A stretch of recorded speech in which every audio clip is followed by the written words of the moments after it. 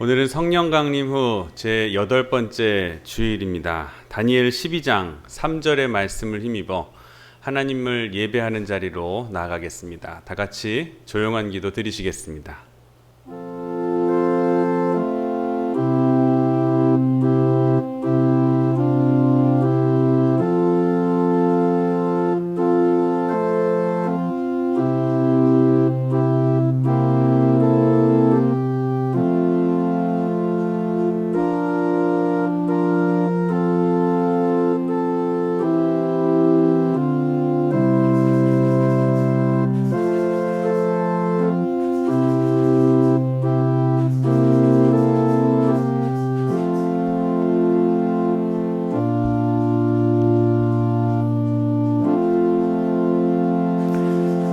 지혜 있는 자는 궁창의 빛과 같이 빛날 것이요 많은 사람을 옳은 대로 돌아오게 한 자는 별과 같이 영원토록 빛나리라. 아멘. 다 같이 찬송가 41장 찬송하시겠습니다.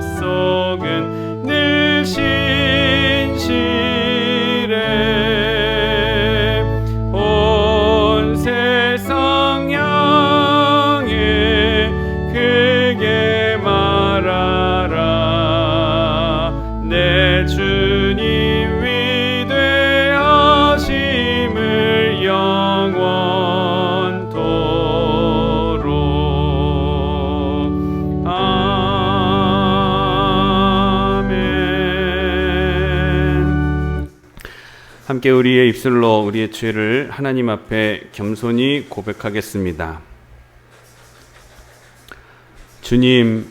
주님은 겉과 외모로 판단하지 않으시고 중심을 보신다고 하셨는데 우리는 보이는 것을 먼저 보았습니다.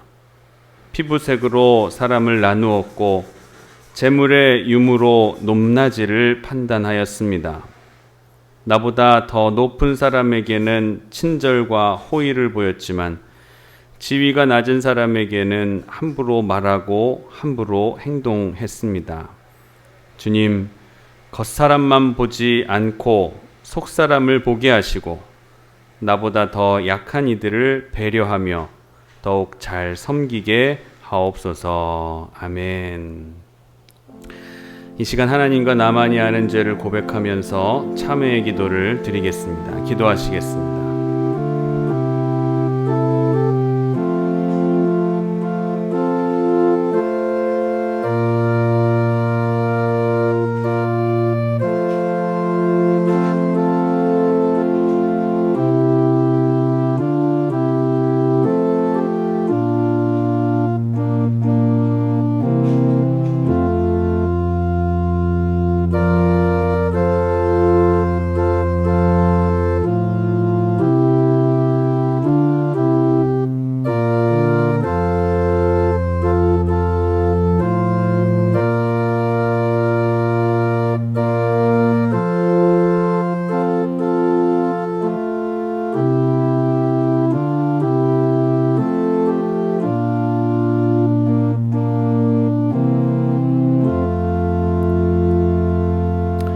죄의 고백과 더불어 네 가지의 기도 제목을 가지고 함께 기도합니다. 하나, 지금 이렇게 영상으로 드리는 이 예배, 우리 모두의 몸과 마음의 정성을 다해서 드리는 예배가 되게 하여 주옵소서. 둘, 하나님이 원하시는 비전을 건축이 이루어지게 하옵소서. 작업자들의 안전과 건강을 늘 지켜 주옵소서. 셋, 코로나19의 위협에서 우리 모든 국민들이 속히 벗어날 수 있도록 도와주시옵소서.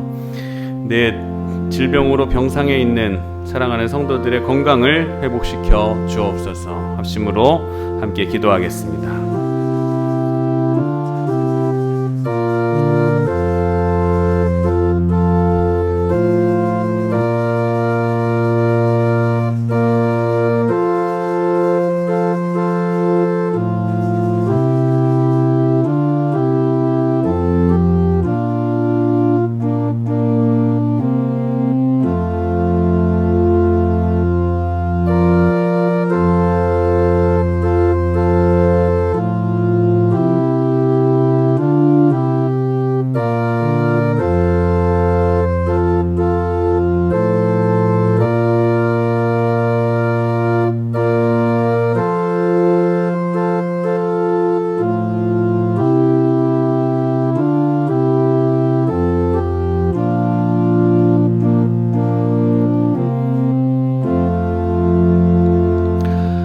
죄를 버리고 바른 믿음으로 살기를 다짐하는 우리에게 주시는 용서의 말씀은 이사야서 58장 6절 8절에서 9절 말씀입니다.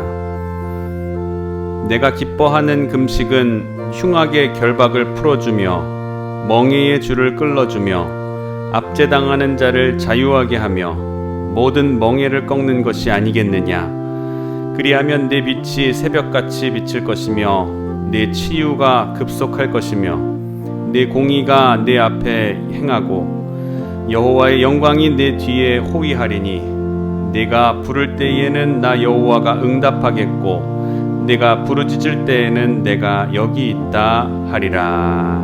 아멘.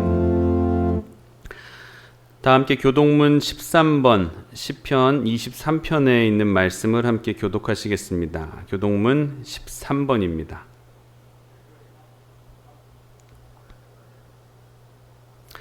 여호와는 나의 목자이시니 그가 나를 푸른 풀밭에 누이시며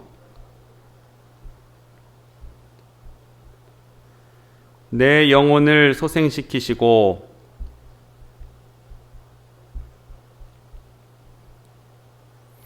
내가 사망의 음침한 골짜기로 다닐지라도 해를 두려워하지 않을 것은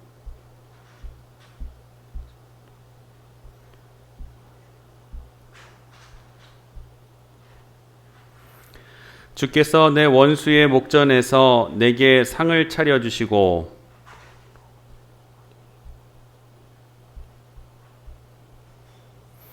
내 평생의 선하심과 인자하심이 반드시 나를 따르리니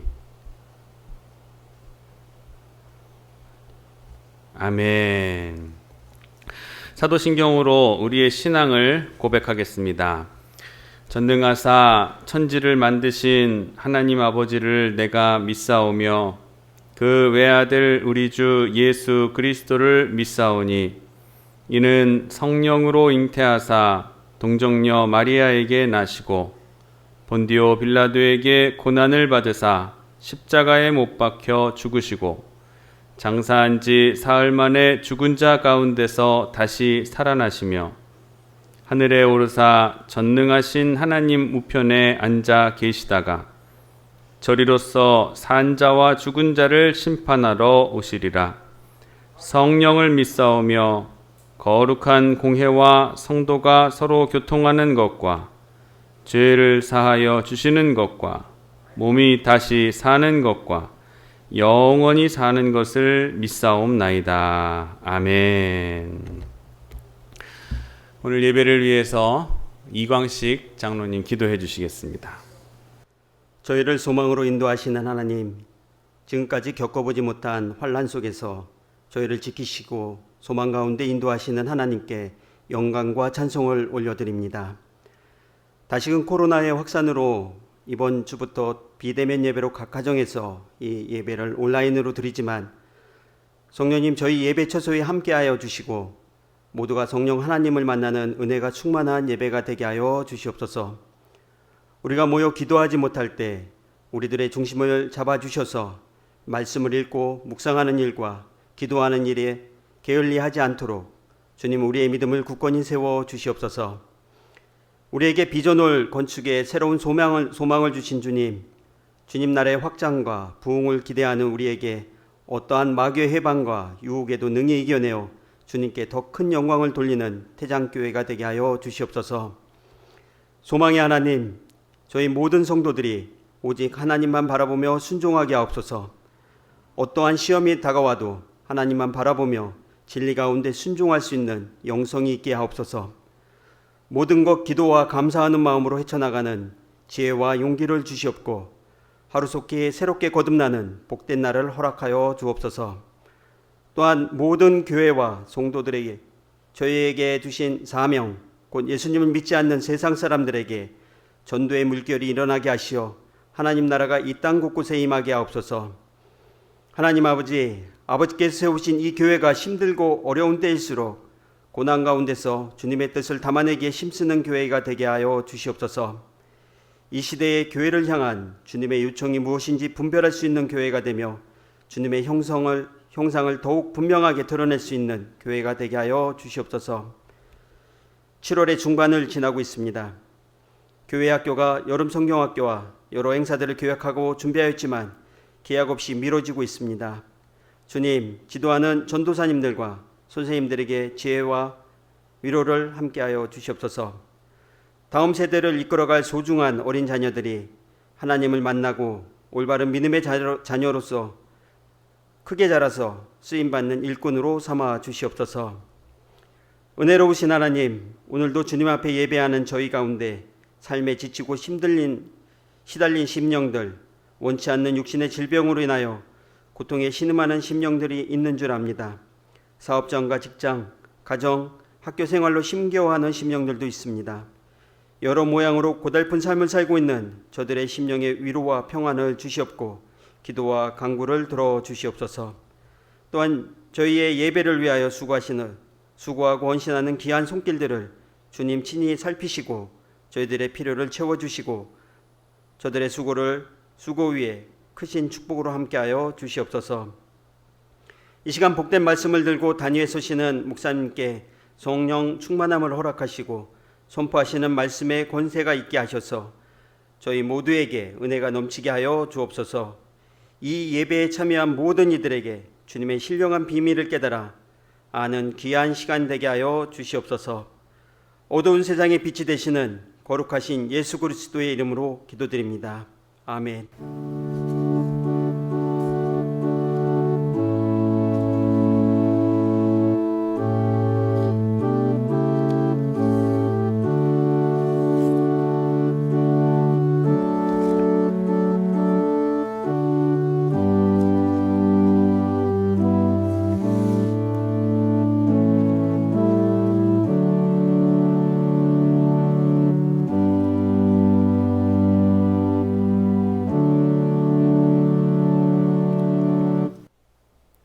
오늘 우리에게 주시는 하나님의 말씀은 사도행전 8장 1절에서 8절까지의 말씀을 함께 봉독하시겠습니다.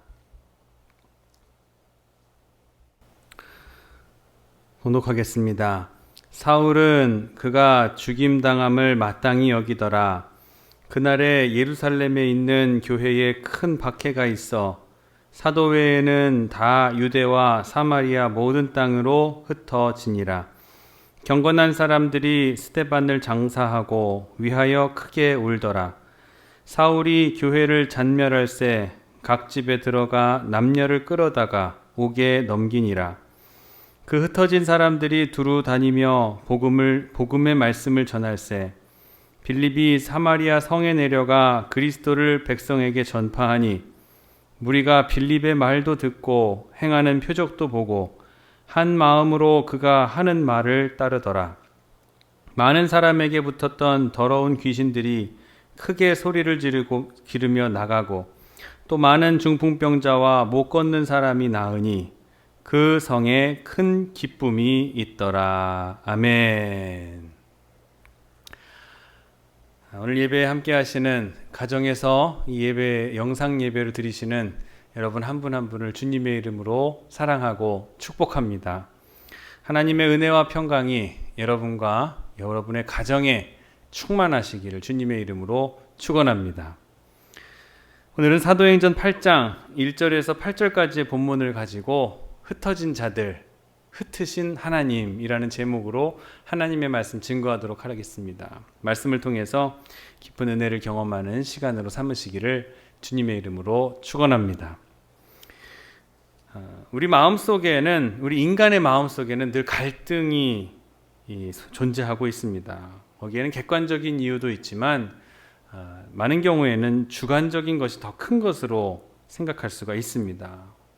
왜냐하면 자기 마음을 자기 마음대로 다스릴 수 없는 데서 생겨나는 것이 갈등이기 때문에 그렇습니다.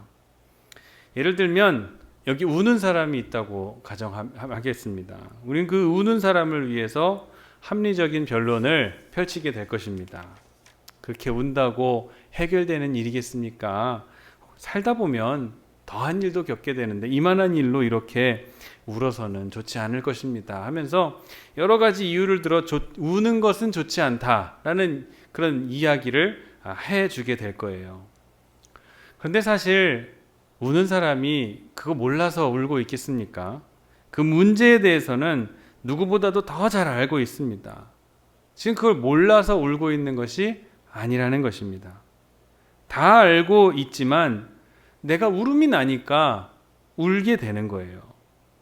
우는데 내 정리된 생각이 있어서 우는 것도 아니고 내가 생각해가면서 울어야 될 울어야 될 것을 생각해가면서 우는 것도 아니라는 거예요.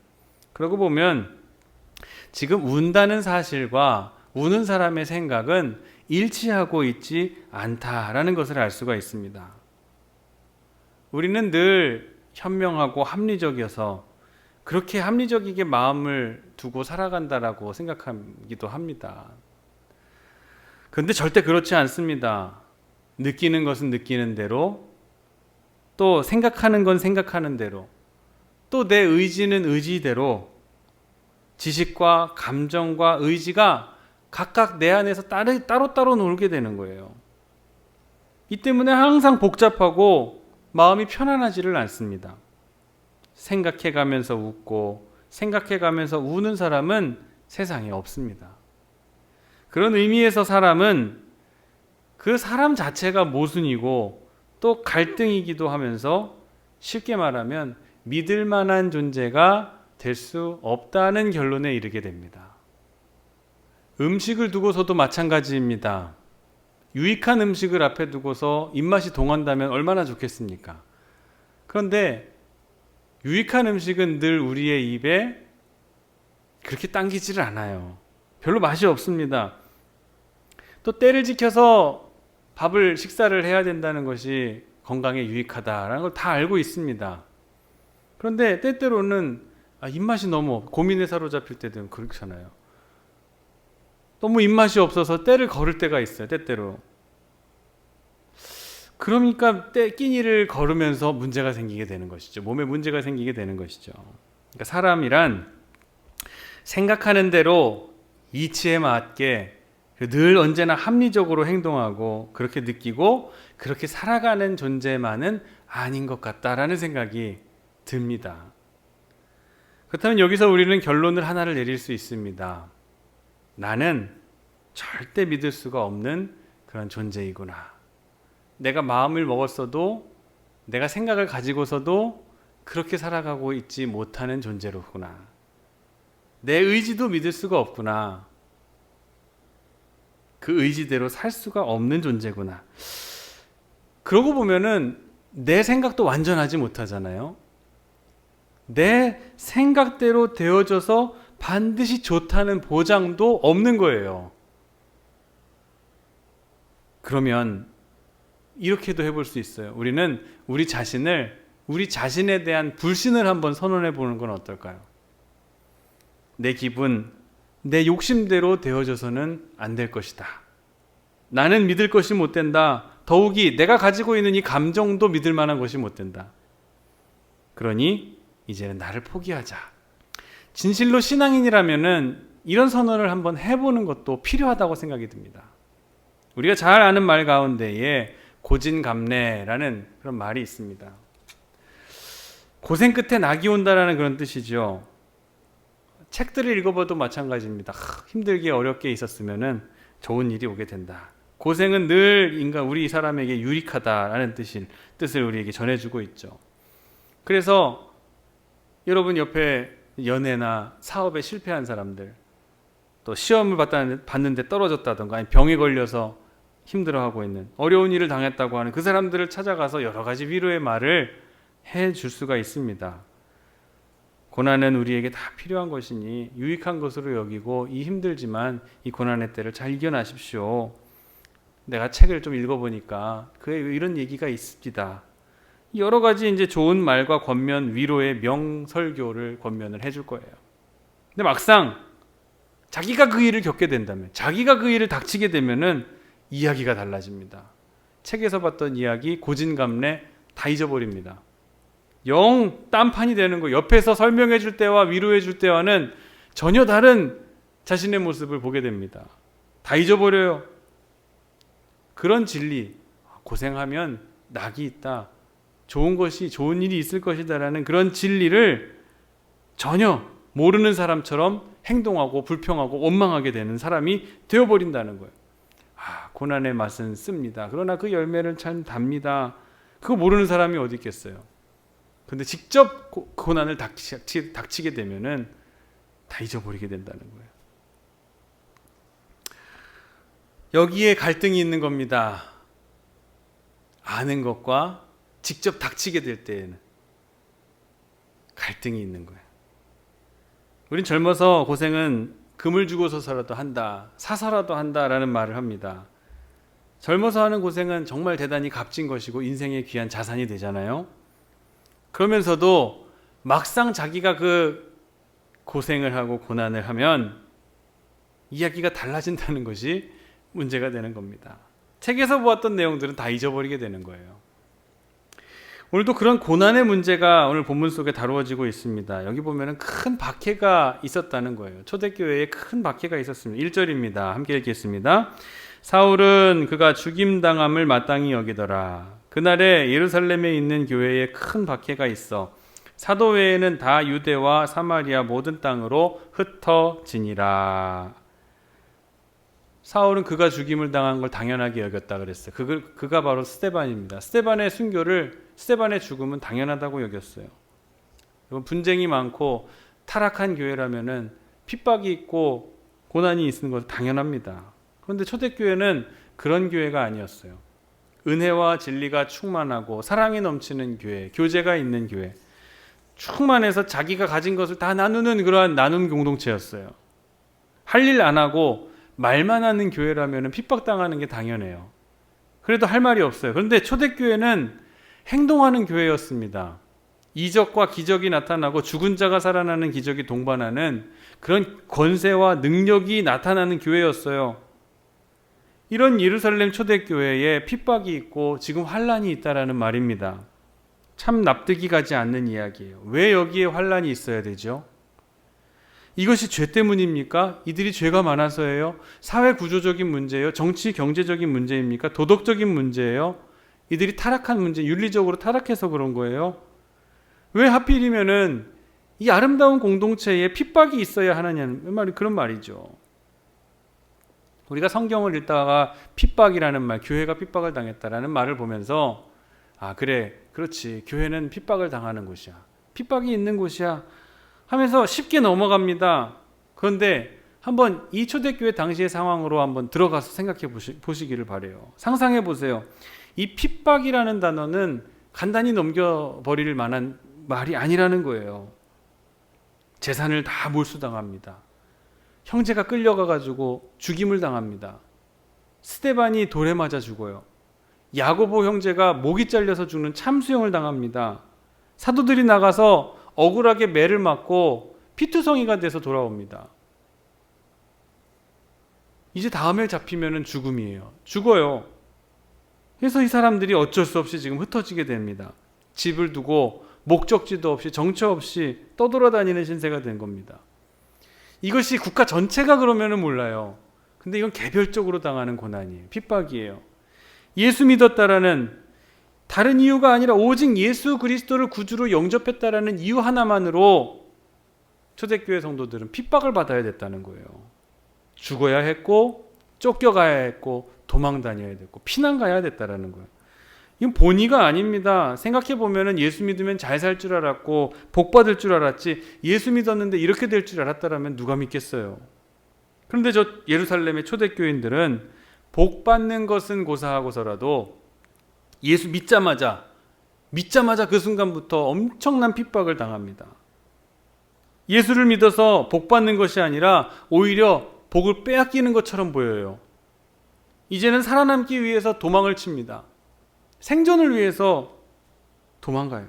원치 않는 곳, 내가 원치 않는 곳으로, 남의 나라, 남의 땅에 가서 유리하면서 방황해야 되는 그러한 존재가 나그네가 된 거예요. 이걸 원해서 된 겁니까? 원하는 바가 아니었어요. 그러나 이들은 흩어져야만 했고 흩어질 수밖에 없었어요.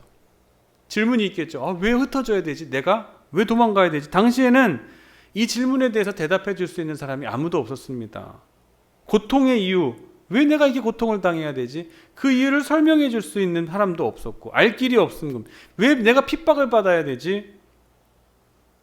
문제는 그걸로 인해서 흩어지게 되는 사건이 일어났을 뿐이에요.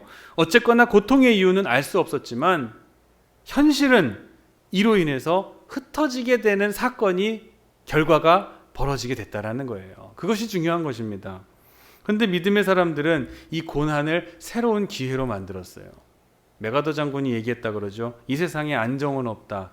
그러나 기회가 있을 뿐이다. 전쟁이 없으면 안정이 이루어지게 될까요? 전쟁이 없는데도 안정되지 못한 나라가 얼마나 많이 있습니까? 돈을 많이 벌고 부자가 되면 안정될까요? 안정되지 못한 가정들이 얼마나 많은지 몰라요. 어디에서나 큰 싸움이 있고 큰 진통이 있고 재난이 있고 환란이 있습니다. 다만 또 하나의 기회가 거기에 있을 뿐이에요. 있다는 사실을 기억하시기를 바라요. 흩어진 사람들은 바로 이것을 알고 있었어요. 안정된 것을 추구한 것이 아니라, 안정을 구하는 것이 아니라 흩어진 상황에서 새로운 기회를 모색하고 있는 것입니다. 오늘 본문 말씀 4절을 보면은 참 신비로운 말씀이 있어요. 4절 말씀 함께 읽겠습니다. 시작. 그 흩어진 사람들이 두루 다니며 복음의 말씀을 전할세. 흩어졌다라는 것은 앞서 말씀드린 바와 같이 수동적인 것입니다. 피동적인 것이에요. 어쩔 수 없이 불가피한 선택이었어요. 그런데 그로 인해서 이제는 두루 다닙니다. 두루 다닌다는 건 뭐예요? 자의적인 거예요. 자율적인 거예요. 능동적인 거예요. 내가 하고 싶어서 하는 거예요. 억지로가 아닌 자율적인 것과 자의적인 것으로 의미를 찾아가고 있는 초대교회 성도들의 모습을 한번 보세요. 무의미한 방랑의 생활이 아니라 그 속에서 의미를 찾은 초대교회 성도들인 거예요. 기왕의 집은 떠났어요. 가지고 있던 거 다 없어져 버렸어요. 사업은 다 망했어요. 할 수가 없습니다. 사업을 못 해요. 기독교인들은 사업을 할 수가 없어요. 혈혈단신이 돼서 방랑하면서 쫓겨다니는 그런 도망자의 인생을 살아가게 되었습니다. 그런데 이제는 자유롭게 돌아다니면서 복음을 전하게 될 수 있게 됐다. 놀랍지 않으십니까? 어떻게 이것을 자유롭게 복음을 전하면서 다닐 수 있는 기회로 여기게 되었을까? 이것이 바로 신앙인의 세계관이 되는 줄을 믿으시기를 바랍니다. 이게 바로 신앙인의 세계관이에요. 주어진 사건 앞에서 하나님의 뜻을 묻는 거예요. 정든 고향과 자기 집을 두고 떠나는 신세가, 쫓기는 신세가 돼서 남의 땅에 나라에 가서 살게 되면서도 세상을 원망하지 않고 자신의 신세를 한탄하지 않고 하나님을 원망하지 않았어요. 이것이 왜 누구 때문이냐? 이게 다 하나님 때문 아니냐면서 원망하지도 않았고 그 누구도 미워하지 않았습니다. 그러면서 두루 다니면서 복음을 전하여 우리 속담 가운데에 떡 본 김에 제사 지낸다라는 그런 말이 있죠. 기왕의 집을 떠났으니, 기왕 어쩔 수 없이 흩어지게 됐으니 이제 차라리 홀가분해진 이 기회를 통해서 이제 두루 다니며 복음 한번 전하자, 하나님의 일을 한번 제대로 해보자 라는 결심을 하게 된 거예요. 내가 당하고 있는 현재 이 엄청난 고난을 믿음으로 받아들이고 수용하게 되고 순종하게 되고 새로운 은총의 기회로 발전시키게 된 겁니다. 고난을 새로운 기회로 재창조하게 되었다라는 거예요. 구약 성경에 보면은, 창세기에 보면 이 바로 요셉이 이러한 인물이었습니다. 요셉은 12아들들 중에서, 야곱의 12아들 중에서 11번째 아들이었어요. 아버지의 남다른 총애를 받고 사랑을 받고 자랐습니다. 그로 인해서 형들에게 시기와 질투와 미움을 받았어요. 한 번은 아버지의 심부름으로 먹을 것을 가지고 들에 멀리 양을 치러 나간 형들에게 먹을 것 좀 갖다 주라는 심부름을 받고 형들에게 갔습니다. 근데 그 길로 형들에게 붙잡혀서 구덩이에 던져지게 되고 노예로 팔려가게 돼요. 이렇게 한번 팔려가게 되면 어때요? 종신토록 노예 생활을 하다 죽는 거예요. 이제 그의 인생은 끝나버린 거예요. 다른 사람도 아니죠.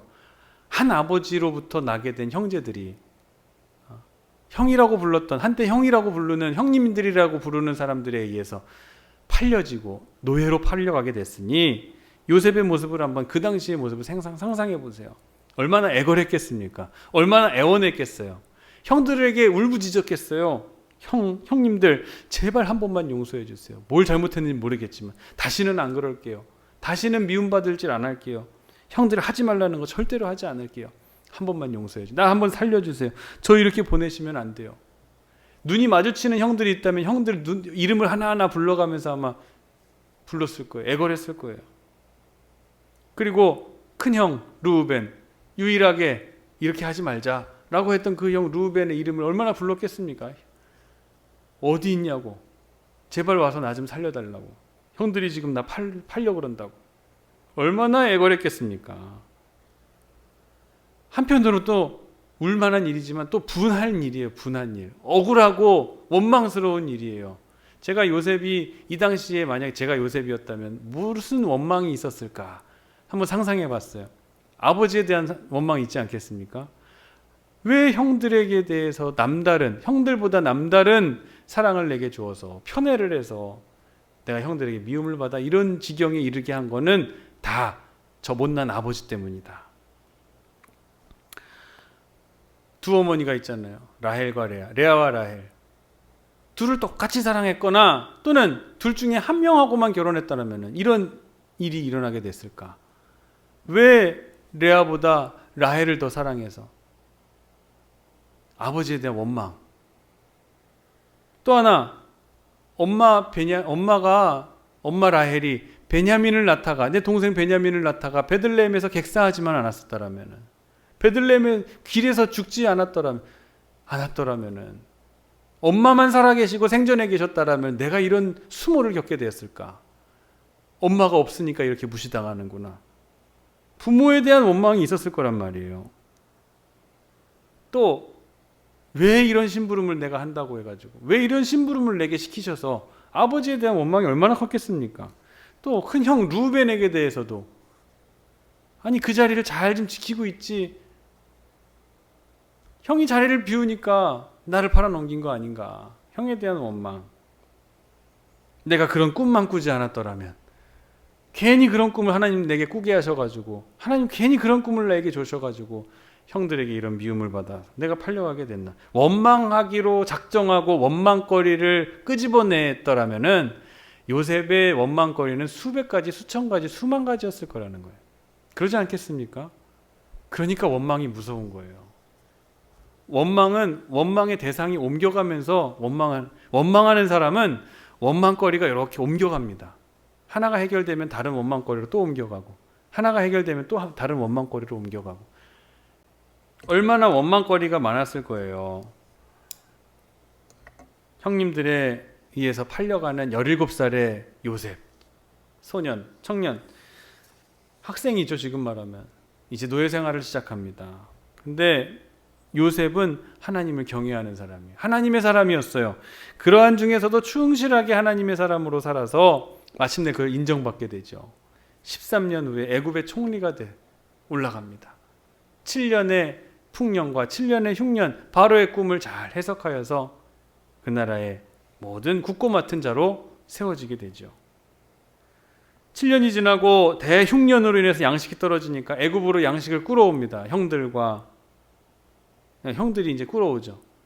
요셉의 발 앞에 엎드려가지고, 총리 앞에 엎드려가지고 독식을 구걸합니다. 근데 마침내 알고 보니까 자기들이 그렇게 팔아넘겼던 동생 요셉이 총리 대신이 돼서 저기에 서 있는 거예요. 이제 죽었구나. 그건 자기들 생각이죠. 죽었구나 하는 두려운 마음이 있을 때에 요셉이 아주 유명한 말로 형들을 위로합니다. 창세기 45장 5절 말씀입니다. 함께 읽겠습니다. 시작. 당신들이 나를 이곳에 팔았다고 해서 근심하지 마소서, 한탄하지 마소서. 하나님이 생명을 구원하시려고 나를 당신들보다 먼저 보내셨나이다. 아멘. 이 말씀은 우리가 언제 읽어도 가슴이 뜨거워지는, 마음을 뜨겁게 하는 그런 말씀입니다. 요셉은 이미 지난날의 일들을 다 잊어버린 거예요. 아니, 그 일들이 하나님의 섭리 가운데 있었다는 사실을 그는 깨닫게 된 거예요. 하나님께서 우리 가족들을 살리기 위해서 나를 앞서서 이리로 보내셨습니다 하고 고백하는 것. 이것이 바로 신앙인의 세계관이고 신앙인의 고백이 된다는 것을 꼭 믿으시기를 바랍니다. 우리도 요셉과 같은 이러한 고백을 할 수가 있으셔야 돼요. 이렇게 하나님의 뜻을 아는 사람에게는 중요한 게 있습니다. 사람을 원망하지 않아요. 하나님의 뜻을 아는 사람에게는 원수가 없습니다. 왜? 원수를 통해서도 하나님께서는 하나님의 뜻을 이루어 가시니까. 요셉의 형들을 통해서도, 그 잔인한 형들을 통해서도 하나님께서는 일을 이루어 가시니까. 아수르와 바벨론의 그 나라를 망하는, 그 나라가 멸망해가는 상황 가운데에서도 하나님께서는 그 나라들을 들어서 도구로 사용하셨잖아요. 단지 선한 도구가 아니라 악한 도구였다는 차이가 있지만 하나님께서는 모든 원수를 통해서도 하나님의 섭리를 이루어 가시는 거예요. 그러기에 성도에게는 원수가 없습니다. 하나님의 도구만 있을 뿐이에요. 오늘 본문 사도행전도 마찬가지입니다. 본문에 흩어졌다라는 말, 어쩔 수 없이 흩어졌다라는 말이 점점 읽어 내려가다 보면은 하나님께서 흩으셨다라는 의미로 녹아나게 돼요. 그 말씀 속에 녹아져 있는 것을 보게 됩니다. 하나님께서 흩으신 거예요. 하나님께서 보내신 거예요. 하나님께 기도한 기도의 응답이에요. 사도행전 1장 4절이나 누가복음 24장 49절의 말씀을 보면은 예수님께서 예루살렘을 떠나지 말고 내가 아버지께 부탁한 성령을 여기서 기다리라 하고 말씀하셨어요.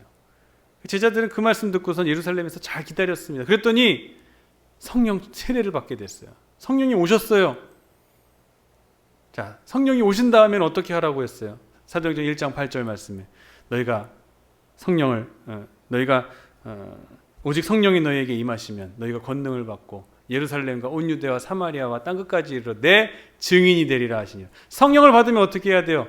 땅끝까지 이르러 내 증인이 되라고 하셨어요. 근데 나가질 않는 거예요. 흩어지질 않는 거예요. 선교하지 않는 거예요. 분명히 주님께서 성령을 받을 때까지는 기다리라고 하셨지만 성령을 받고 난 다음에는 땅끝까지 이르러 내 증인이 되라고 말씀하셨는데, 부탁하셨는데 이 사람들이 예루살렘을 떠나지를 않는 거예요. 성령은 받았는데 떠나질 않아요. 안주하려 하고 이 상황 가운데 만족하려고 하는 거예요. 예루살렘에다 낙원을 이루고 하나님의 나라를 여기 세우고 재림하시는 예수님의 왕국을 여기서 세우겠다라는 생각만 가지고 있던 거예요. 그러기에 이들은 복음을 받지 못한 이방 사람들에게 시선을 돌릴 만한 여유가 없었습니다. 지금이 편하니까. 이방으로 떠나야 될 사람들이 이방으로 떠나지 않고 여기 머물러 있는 거예요. 복음을 전해야 될 사람이 복음을 전하지 않고 현실에 머물러 있는 겁니다. 마냥 평안한 가운데에서 안일하게 만족을 누리고 자기중심적인 것에 도취돼서 이 자리에 머물려고 하고 그런 모습으로. 근데 하나님께서 이제 어떻게 하셔요? 저들을 보내셔요. 어떻게? 어떤 방법으로? 핍박을 통해서 흩으시는 거예요. 알고도 행하지 않으면 하나님께서 행하게 하십니다. 하나님의 명령을 받고도 행하지 않을 때는 남는 일은 뭐예요? 억지로 가게 하시는 거예요. 환난과 핍박 외에는 다른 방도가 없었던 거예요. 이들이 흩어져야 될 이유가 없었던 거예요. 그래서 하나님께서는 예루살렘 교회 몇 사람을 치시고 그들이 순교하고 난 다음에 가서야 이제 흩어져서 이 선교사로 나가게 되는 거예요. 하나님이 하시는 일을 우린 그렇게 감상적으로나 편안하게만 받아들여서는 안 돼요. 우리의 세운 계획대로 하나님께서 이루어 가실 거라는 생각을 해서는 안 돼요. 내가 세운 계획대로 하나님께서는 절대로 안 하십니다.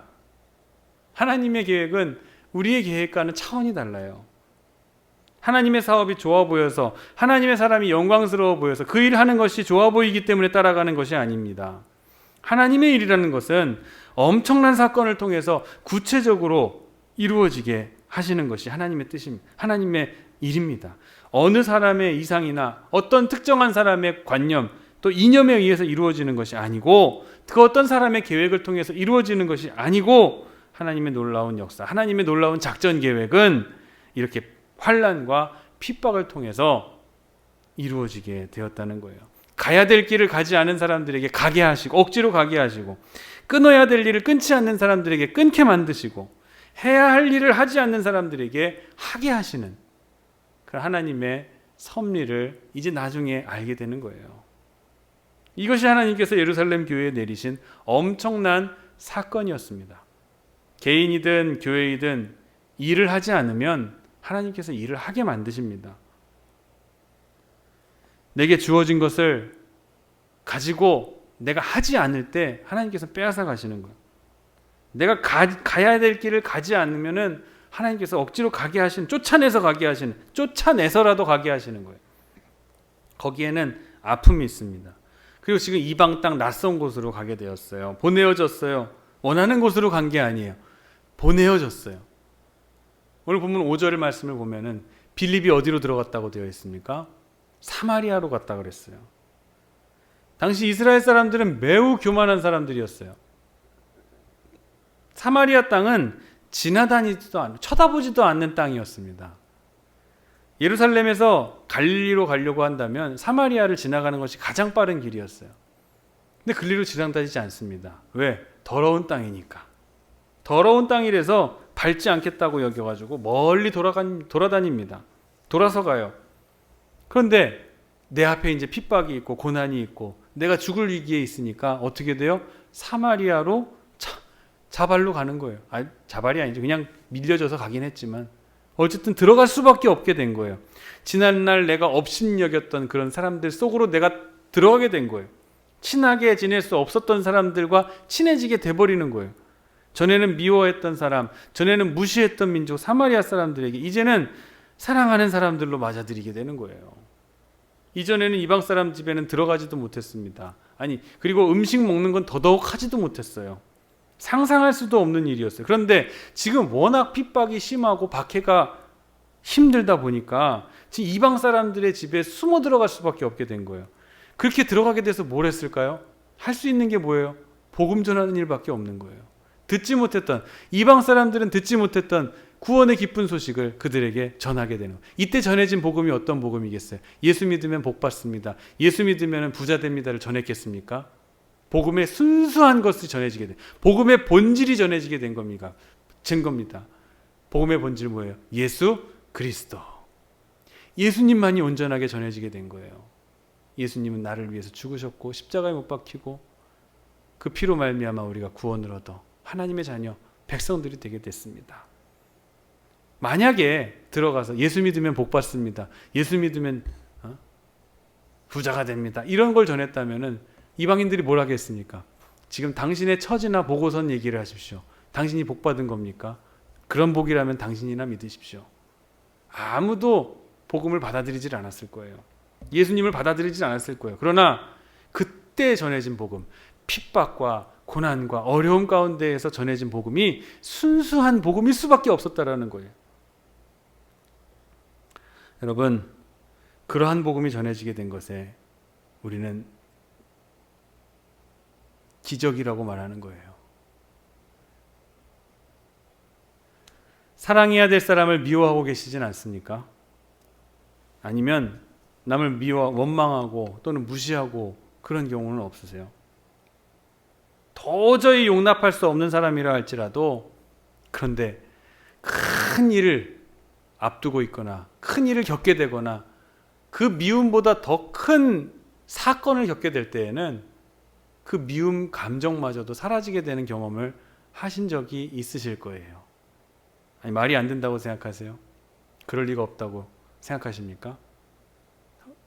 옛날에 우리 조선시대 때는 양반과 상놈의 구분이 있었습니다. 상민의 구분이 있었어요. 그것이 사회적 관습이었고 과거로부터 내려왔던 뿌리 깊은 관습이었고 고정관념이었어요. 상놈은 양반이 될 수 없고 넘을 수 없는 신분의 벽이 있다고 여겨졌어요. 근데 지금 양반과 상놈이 있습니까? 상민이 있어요? 없어요. 언제 그게 사라지게 됐는가? 큰 일을 겪게 된 다음에 없어지게 됐어요. 사라지게 됐어요. 그 구분이 무의미하다고 본 거예요. 일제치하 36년과 6.25를 겪게 되면서 나라가 팔려지는 서러움을 겪고 동족들이 총칼을 겨누면서 싸움을 하게 되는 그런 큰 일을 겪게 되면서 그 가운데 나라가 팔리는데 양반과 상놈이 뭐가 구분이 필요하냐는 거예요. 나라가 없이 나라가 팔려나갔는데 도도하고 고고한 양반의 자리가 뭐가 필요하냐는 거예요. 그렇지 않겠습니까? 기득권이라고 생각했던 것들이 다 몰락해버리고 다 뺏겨버리니까 이제는 구분이 없어지게 되는 거예요. 다 친해져 버리게 되고 마는 거예요. 애국이라는 공동체적인 가치 앞에서 이 신분의 구분이 없어지게 된 거예요. 이게 상상이나 할 수 있었던 일입니까? 조선시대의 양반과 노비가 앞으로는 상놈이라는 구분이 없어지게 될 것입니다. 인간은 모두가 국가 앞에서 평등합니다. 아무리 교육을 하고 인도주의를 가르치고 한다고 한들 그들이 변했겠습니까? 그러나 이런 큰 국가적인 이런 큰 어려움을 겪게 되고 나니까 이전 것들은 생각나지 이전 것들이 뿌리 깊게 박혀있던 것들이 아무 의미 없다라는 것으로 받아들여지게 됐다라는 거예요. 꼼짝 못하고 이 큰 사건 앞에서 꼼짝 못하고 다 섞여버리게 된 거예요. 말씀을 시작하면서 여러분 나도 나를 믿을 수 없는 존재다 말씀드렸죠. 바로 이런 의미예요. 이 큰 고정관념에 이거는 어쩔 수 없는 일이다. 처음부터 그런 거라고 생각했던 이러한 가치들마저도 큰 사건을 겪어내니까 경계가 사라지게 돼버린 것이죠. 핍박과 환난을 통해서 그 견고했던 민족주의가 협소한 민족주의가 깨져버리게 되고 자기 우월감과 교만에 높았던 담이 이제 다 무너지게 돼버리고 말았던 거예요. 그리고 하나님께서는 이제 이들을 이방의 세계로 보내시는 겁니다. 복음을 전할 것이라면서 선교사 파송식을 거창하게 치르고 간 것이 아니에요. 오직 환난과 핍박을 통해서 주님의 역사는 이루어졌고 그렇게 해서 복음이 이방 땅에 전해지게 되었다는 거예요. 생각해 보면은 이들이 전한 복음이 정말 순수한 복음 아니었겠어요? 가족도 없고 재산도 없이 알몸으로 다니면서 이 집 저 집 숨어 지내면서 아무 잡된 것이 섞이지 않는 순수한 복음만을 전하는 초대교회 성도들의 모습. 우리에게 은혜가 되는 줄을 믿으시기를 바랍니다. 여러분, 아프리카의 성자라고 하는 리빙스턴의 일화 다들 아실 거예요. 아프리카 밀림을 지나다가 큰 사자를 만나게 되었어요. 사자를 앞에 두고선 이제 나는 죽었구나 하면서 스테반처럼 그 순간 자신의 영혼을 하나님께 맡기는 그런 기도를 마지막으로 드리고 사자가 조우합니다. 사자가 앞발로 리빙스턴 선교사를 내리쳤어요. 그대로 나뒹굴어지면서 기절을 합니다. 정신을 차리고 일어나 보니까 쓰러진 자신의 앞에 사자의 앞발이 보이는 거예요. 사자가 이렇게 쳐다보면서 마치 그 고양이가 쥐를 잡고선 이렇게 장난을 치는 것 같이 사람을, 리빙스턴 선교사님을 톡톡톡톡 치다가 어슬렁어슬렁 걸어서 그대로 다시 밀림으로 돌아가 버렸다는 거예요. 원주민들이 놀란 거예요. 부족 주민들이. 아니, 이 사람이 누구이기에 저 사자가 사자를 만났는데도 죽임을 이 사람이 하는 말은 다 믿어야 되겠다. 특별한 사람이다. 이 사람은 정말 기적을 일으키는 사람이고 특별한 사람이다. 그로 인해서 복음이 그 부족에 전해지게 되었다라는 거 아니겠습니까? 이렇게 복음이 전해지게 될 거라고 그 누가 상상을 했겠습니까? 사자를 만난 다음에 그 부족에게 복음이 전해지게 될 줄을 누가, 어느 지혜 있는 사람의 지혜로 이런 기적 같은 일들이 일어나게 되겠냐는 거예요. 예상이라도 했겠냐는 거예요. 어떤 사람이 리빙스턴에게 묻습니다. 사자의 발 앞에서 눈을 떴을 때 무슨 생각하셨습니까? 물어봤어요. 했더니 이 사자가 내 몸의 어느 부위를 먼저 물 것인가, 깨물어 먹을까, 뜯어 먹을까, 그 생각을 하셨다는 거예요. 죽을 각오를 하면서 그리고 하나님께 나의 영혼을 맡긴다라는 기도를 하고 나니까 사자의 발 앞에서도 그 날카로운 무시무시한 사자의 이빨 앞에서도 아무 걱정이나 염려가 없는 상태가 될 수 있게 되었다라는 거예요. 근데 이 엄청난 사건이 기적이 되고 이 기적이 복음의 문을 열어주게 될 줄을 누가 알았겠냐는 거예요. 누가 예상이라도 했었겠냐는 거예요. 여러분, 이것을 꼭 아셔야 됩니다. 오늘 본문의 빌립은 초대교회에 세워진 집사 중에 한 사람이었어요.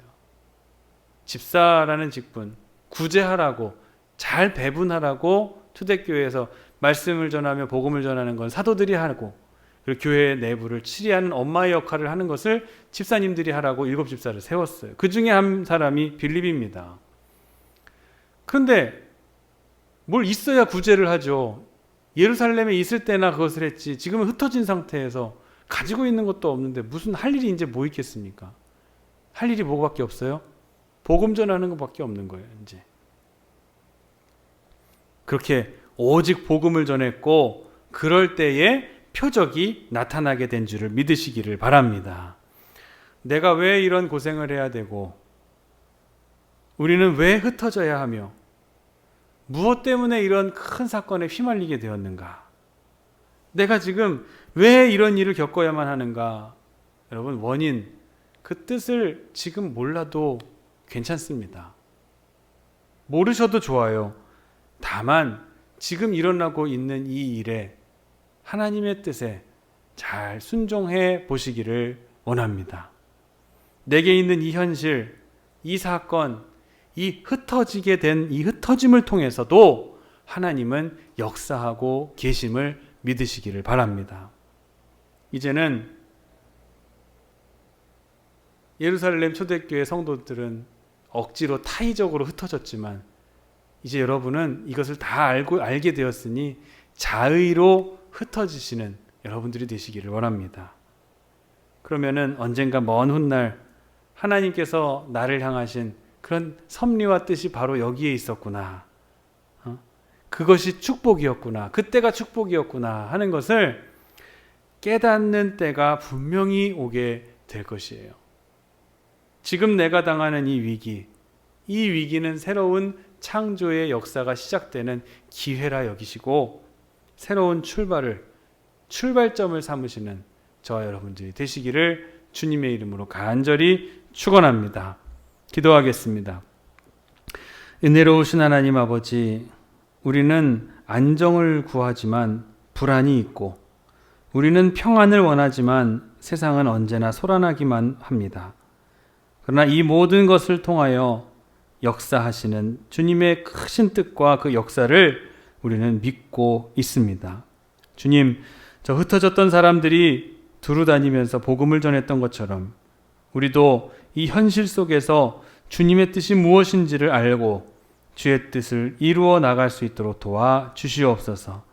아니, 알지 못할지라도 하나님께서 이끄심에 대한 믿음과 순종함이, 믿음에 의한 그 순종이 우리에게도 있게 도와주시옵소서. 어떠한 고난 속에서도 주님께서 이루고자 하시는 그 뜻이 어디 있는지를 분명히 알게 하시며 그 역사에 순종하는 저희 모두가 되게 하여 주시옵소서. 이 흩어짐의 기회를 하나님의 크신 역사를 이루는 창조적인 기회로 다져나갈 수 있는 저희 모든 사랑하는 성도들 되도록 인도하여 주시옵소서. 거룩하신 예수 그리스도의 이름으로 간절히 기도하옵나이다. 아멘. 함께 찬송가 449장 찬송하시면서 준비하신 예물 봉헌하시겠습니다.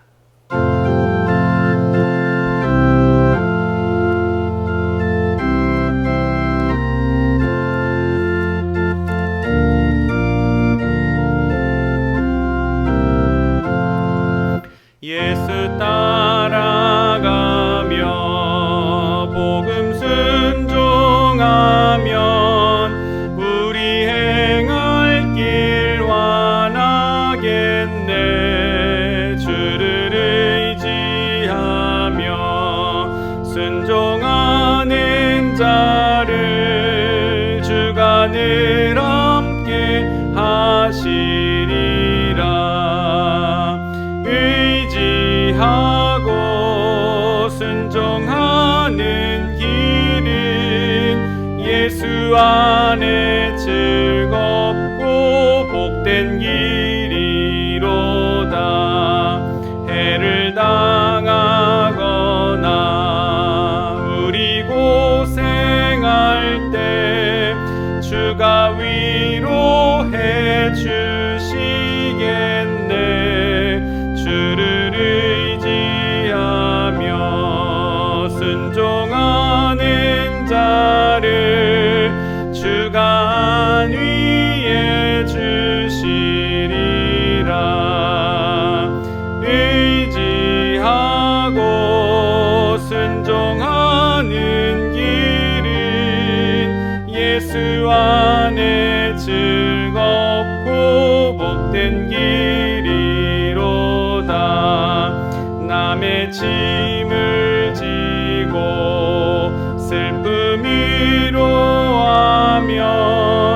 주가 상급을 주시겠네. 주를 의지하며 순종하는 자를 항상 복 내려 주시리라. 의지하고 순종하는 길은 예수 안에 즐겁고 복된 길이로다. 우리 받은 것을 주께 다 드리면 우리 기쁨이 넘치겠네. 주를 의지하며 순종하는 자를 은혜 풍성케 하시리라. 의지하고 순종하는 길은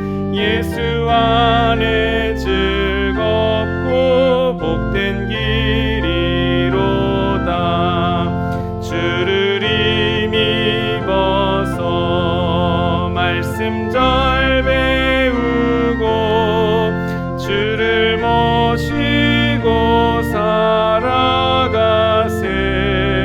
주를 의지하며 항상 순종하면 주가 사랑해 주시리라. 의지하고 순종하는 길은 예수 안에 즐겁고 복된 길이로다. 기도하시겠습니다. 주님, 우리를 믿음의 일꾼으로 불러주셔서 감사드립니다. 주님이 계획하시고 이루실 목적이 있어서 우리를 이 자리로 부르셨음을 믿습니다. 우리로 말미암아 이 세상이 살만한 터전으로 바뀌게 하시고 우리의 말 한마디 때문에 넘어졌던 이들이 다시 일어날 용기를 얻게 하여 주옵소서. 우리가 내민 따뜻한 손길에 의해 가슴에 뭉쳤던 차가운 덩어리들이 풀어지게 하시고 성도들의 다정한 눈빛으로 인하여 흐르던 눈물이 멈출 수 있게 하여 주시옵소서. 오늘도 일용할 양식을 주시고 우리에게 입고 쓸 것을 허락해 주시니 감사를 드립니다. 주님의 나라를 위해, 어려운 이웃을 위해, 그리고 복음 전파를 위해 예물을 구별하여 드립니다. 물질만 드리는 것이 아니라 우리의 몸과 마음도 함께 드립니다. 이 예물이 가인의 제물이 되지 않고 주님이 받으시는 기뻐 흠양하신 아벨의 제물이 되게 하여 주옵소서.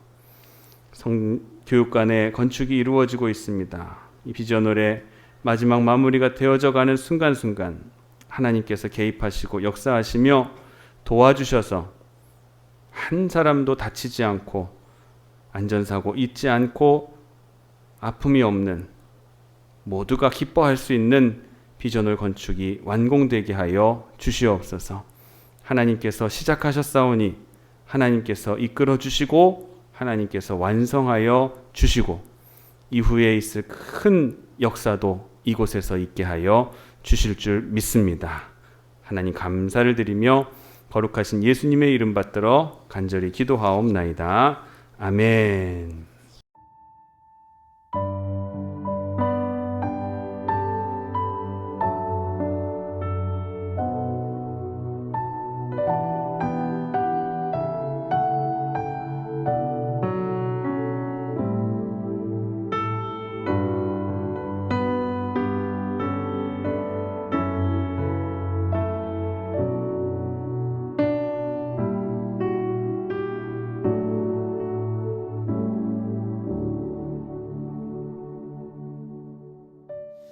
함께 찬송가 56장 찬송하신 후에 축도하심으로 오늘 예배 마치도록 하겠습니다.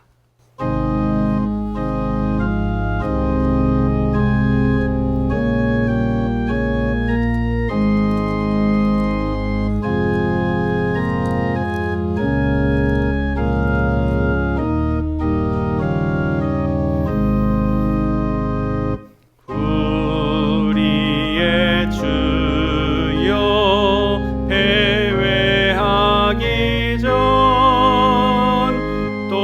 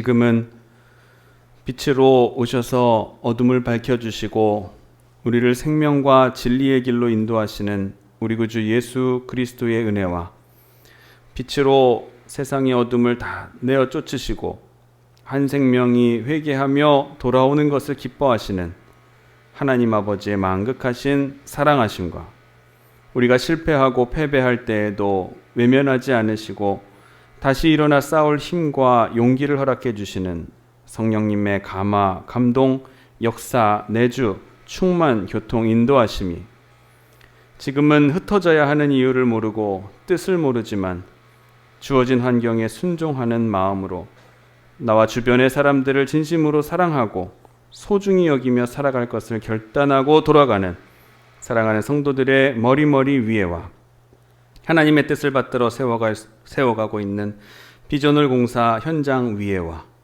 성도들이 경영하는 사업과 직장과 진로와 취직과 배우자와 주실 태의 열매를 위해서 간절히 기도하는 성도들의 가정 가운데 또 질병으로 병상에서 주님의 손길을 치료하심의 손길을 기다리고 있는 사랑하는 성도들의 심령 가운데 지금으로부터 영원토록 함께 하시기를 간절히 축원하옵나이다. 아멘.